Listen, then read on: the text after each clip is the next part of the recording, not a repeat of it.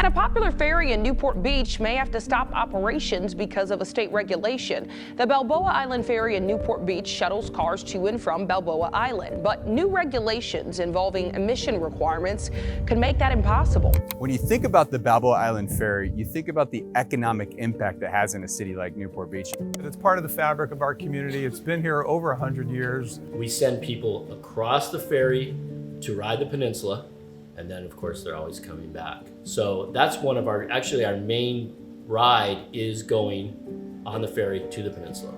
So if that ferry shut down, it would be detrimental to our business. You know, it's interesting because any business owner, when you're doing a feasibility study of where do you want to run a business and how is that going to happen, it's that old adage of location, location, location. When you're standing here, the ferry is the benefit of the location for these waterfront businesses.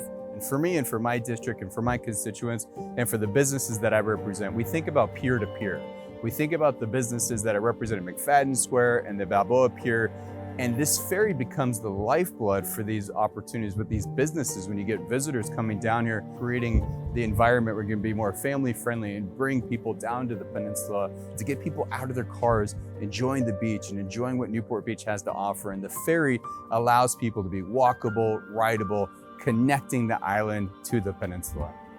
The Balboa Ferry isn't just about transportation per se, it's also an economic driver for our community.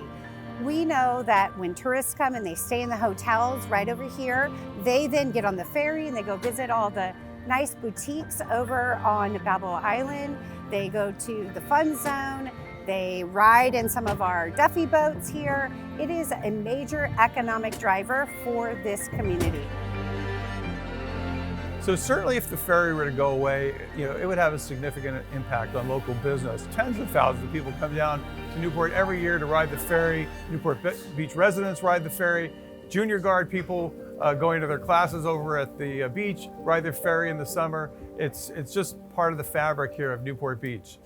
Businesses rely on it. It serves as outflow as well for a second exit off of the island, which is so important.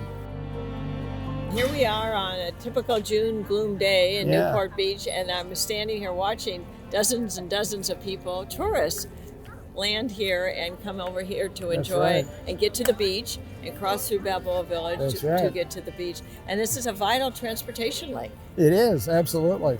If we put power out to the docks to charge batteries on the boats, that'll be a new operation. Because our big expenses, of course, are labor and insurance.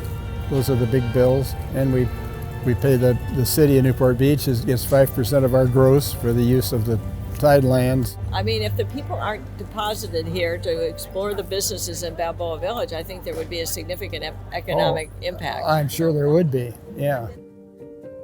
Its operator says it hopes it can get an extension on a 2025 deadline to convert its 3 vessels to all-electric engines.